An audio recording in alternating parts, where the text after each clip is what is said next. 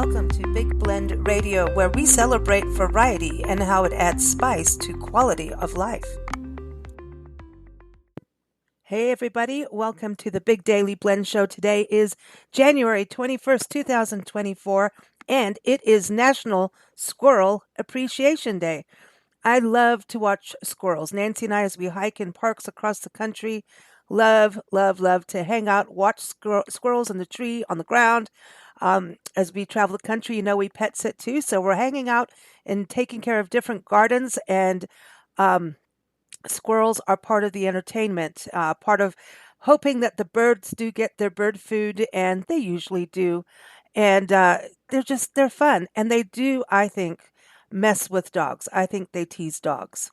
Well, I looked up some facts about squirrels, and boy, did I learn a lot about squirrels. Their family of animals is called, hopefully I can pronounce this, Sciuridae. It is Sciuridae. Sciuridae. It's actually a Greek word that comes from Greece, for shadow tail. And so the Scia shadow and Ura tail. And the name is all about the squirrels' habits of hiding in the shadow of their long, bushy tails. Did you know there's over 285 species of squirrels around the world, and over 65 here in North America? Of course, the most common types are tree squirrels that we're really used to, ground squirrels. Like when we were out in the high desert, like outside Joshua Tree, we'd get little ground squirrels. They'd pretty much come out in the spring through fall. In winter, you wouldn't see them as often. There's also flying squirrels. And then there's also other rodents that are connected to the family, like marmots, chipmunks, prairie dogs. I love them. So keep your eye out for these wonders. Now, what about their food? They've got those really long teeth. Apparently, those really big teeth that they have, especially their front teeth, continue to grow throughout their lives. That's why you always see them gnawing them, like they're gnawing on nuts, of course, to eat. But they gnaw a lot, and that's to keep their front teeth down.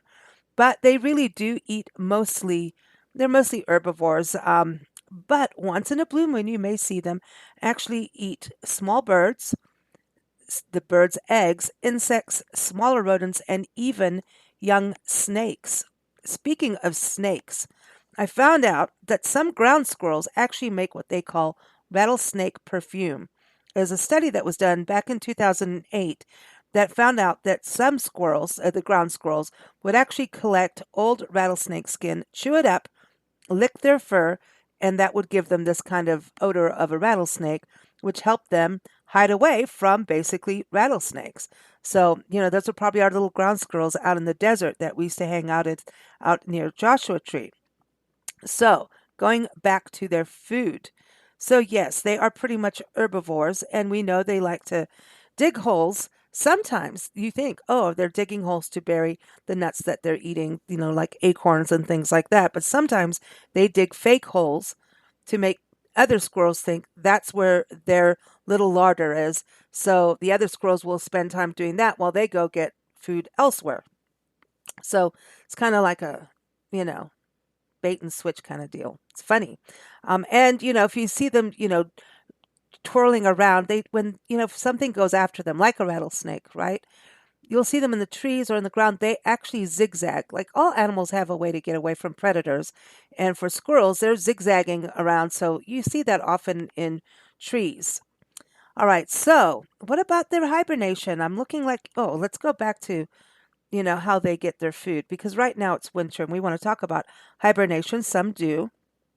It's really mostly the ground squirrels that hibernate that I'm talking about, but they scatter their food all over. They don't keep it all in one space because they know others will go and steal their food. So they scatter it around.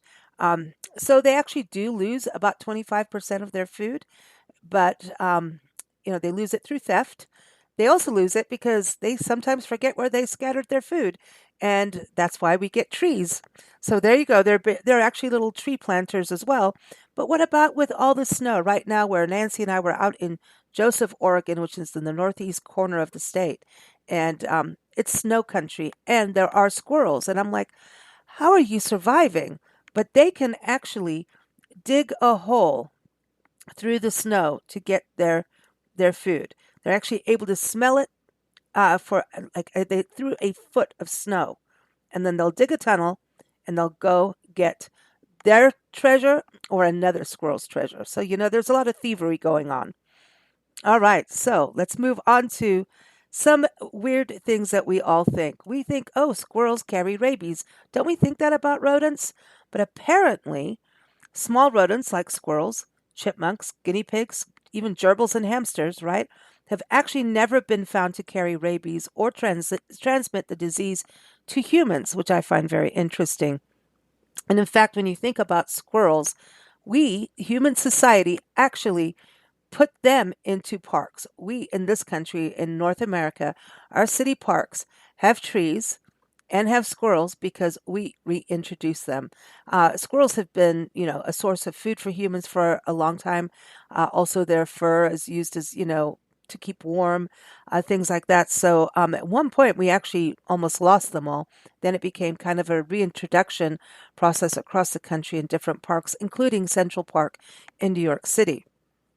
All right, so let's look at their size because there's so many types, right? Their size actually ranges from 5 inches, like the African pygmy squirrel. Then they can get as big as 3 feet long. Some of those species include the Indian giant squirrel. China has a giant one too. They have a red and white giant flying squirrel. Here in North America, the gray squirrel can actually leap more than 20 feet. That's pretty far. That's huge. And now, talking about gray squirrels, did you know some of them are all black or all white? So good luck with that. Now, there's the flying squirrels that we were just mentioning. Well, we found out that flying squirrels don't actually fly. They have these flaps of skin between their legs, and that's what actually helps them glide from tree to tree. So it's not really flying. They can actually, these flying squirrels can actually, some of them, depending on the species, actually leap over 150 feet. That's incredible. Some can cover 300 feet in one single glide, which I think is pretty amazing. Okay, what about where they are? Well, we talked about they're in our parks, our city parks, our major city parks, but pretty much you'll see squirrels be territorial in one specific region, and that's what we've noticed across the country. Like there's squirrel families, they have their trees, they have their areas, but there could actually be around 25 or more squirrels per about a third square mile in urban areas, especially if you've got mature trees. Now, what about this hibernation? We mentioned, okay, that ground squirrels, they pretty much are the ones that hibernate in the winter months. Tree squirrels, they're still hanging out. But the ground squirrels, actually, they're pretty social, and squirrels are. That's why they have all that. They have that chattering, and I love to hear it. It's so funny. But the ground-dwelling squirrels, most of them live in groups, and that is called a scurry or a dray. But then there's the prairie dogs, and I love the prairie dogs. We've seen them in Arizona, Colorado, just trying to think, oh, Texas. Actually, Lubbock is where we really saw them. And they actually have what's called prairie towns. They're actual colonies, and they can actually build these colonies for hundreds of acres. Farmers aren't always happy about them, but they do. I think one of the largest towns was actually prairie towns on record actually is a Texas town, and that was a group of black-tailed prairie dogs, and that stretched about 100 miles wide, 250 miles long, and had approximately, get this, 400 million inhabitants. That's a lot of prairie dogs, and that's a city, man. That's huge. 100 miles wide, 250 miles long. That is one big prairie town. Okay, so what about today? Well, do you know that squirrels have actually been kept as pets until about the 19th century? They were just made fun pets because they're social. They are kind of tame. They can be tame, and because of their size. But check this out. You know Bob Ross, the guy from The Joy of Painting, the guy with the big hair? He apparently rescued an orphan squirrel and sometimes brought it on his show.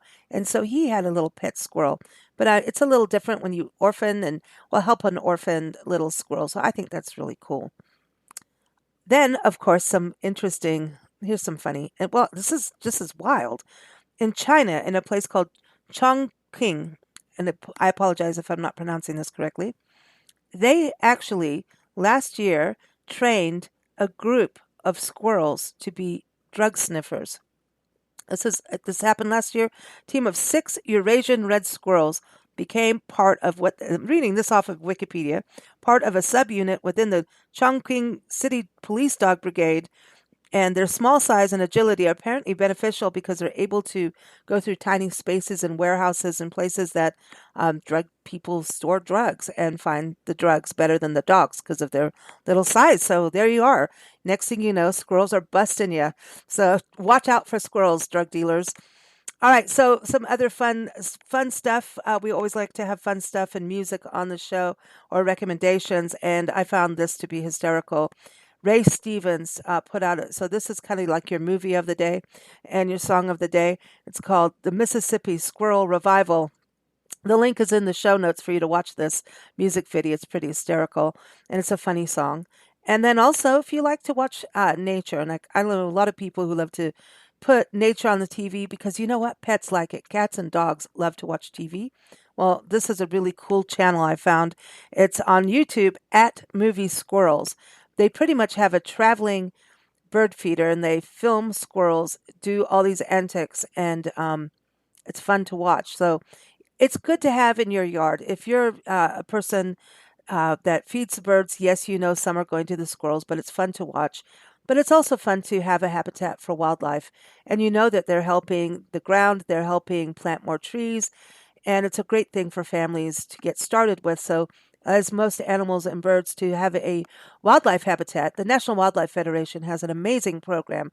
It's all about getting a backyard wildlife habitat so you can create, if you have a bird feeder, that's great, but they also want you to really plant native plants because that's what birds and animals really want more than the seed. The seed is just like an extra little food bar. You know, it's like happy hour for everybody. But it's about having the right plants in your yard that feed the native wildlife, having water, shelter, and, shelter for, like trees. Birdhouses are cool too, but also not using any spray, any kind of chemicals that will kill things. Like we were saying earlier, squirrels, yes, they eat plants and they're herbivores, but they also eat insects just like birds do. So the more you work with wildlife in your backyard, yeah, you're going to have a wildlife TV from that, but you're also going to have a system that takes care of itself. So hopefully you can do that and enjoy it. And hey, on a wonderful day like today, Squirrel Appreciation Day, it's celebrated every January 21st, which we can do every day. So we don't just stick to one day for a holiday around here. Post some squirrel photos on social media and have fun watching all the squirrel fun stuff on social media as well. But everyone, take care. Keep up with us at bigblendradio.com. Thank you for listening to Big Blend Radio. Keep up with our shows at bigblendradio.com.